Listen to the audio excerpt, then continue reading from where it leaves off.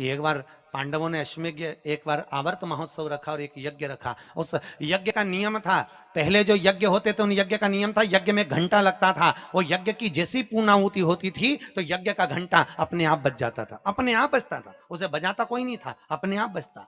आज यज्ञ का घंटा नहीं बजा तो युधिष्ठिर ने पंडितों से पूछा, ब्राह्मणों आपने यज्ञ करवाया पर ये यज्ञ का घंटा नहीं बजा।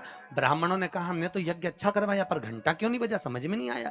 तब इतने में ब्राह्मणों में से एक ब्राह्मण यज्ञाचार्य ने कहा, मुझे लगता है यज्ञ दो तरह का होता है, एक यज्ञ जो अग्नि में सांकल्य दी जाती है तो अग्नि देवता प्रसन्न होते हैं, और दूसरा यज्ञ वो कि भंडारा किया जाए और लोगों के मुंह में भोजन दिया जाए, वो यज्ञ भी प्रबल होता है। महाराज हमको लगता है यहां दोनों यज्ञ हुए, एक यज्ञ आहुतियों का, एक यज्ञ भंडारे का। मुझे लगता है भंडारे में कोई भूखा रह गया है, कोई भूखा है। अब वो भूखे व्यक्ति को ढूंढो।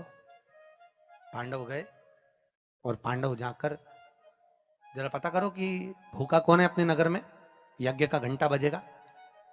जाकर देखा तो एक कुटिया में एक संत बैठे हुए थे। बाबा आपने भोजन किया है? नहीं। आपने भोजन नहीं किया? नहीं। क्यों नहीं किया?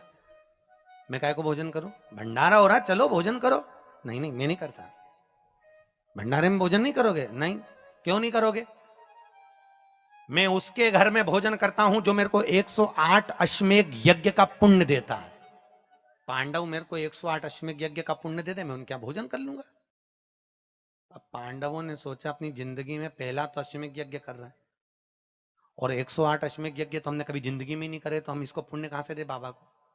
पांडव चले गए।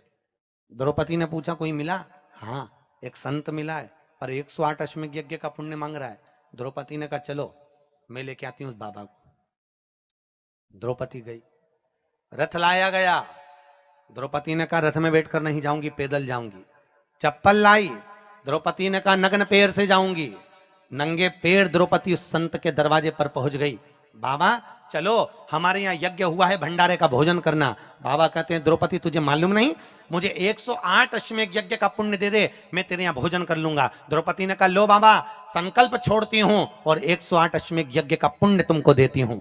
संत ने कहा द्रौपदी तेरे पति ने तो कभी पूरे यज्ञ नहीं करे, तूने कब कर लिए? द्रौपदी बोली बाबा मैंने सुना है मेरे कृष्ण के मुख से, जब कोई व्यक्ति अपने घर से निकलकर किसी संत के दरवाजे पर, किसी कथा के पंडाल में, किसी मंदिर पर, किसी तीर्थ में पैदल पैदल जाता है, जितने कदम चलकर जाता है उतने अश्वमेध यज्ञ वो अपने जीवन के कर लेता है महाराज, उतने अश्वमेध यज्ञ वो अपने जीवन के करता है। और द्रौपदी ने कहा बाबा मैं तुम्हारे दरवाजे पर चलकर आई हूं, 18,000 कदम मैं चलकर तेरे दरवाजे पर पहुंची हूं, उसमें से 108 अश्वमेध यज्ञ तुमको देती हूं। संत उठकर खड़ा हो गया, द्रौपदी के यहां गया, भोजन करा तो यज्ञ का घंटा बज गया महाराज, यज्ञ का घंटा बजा।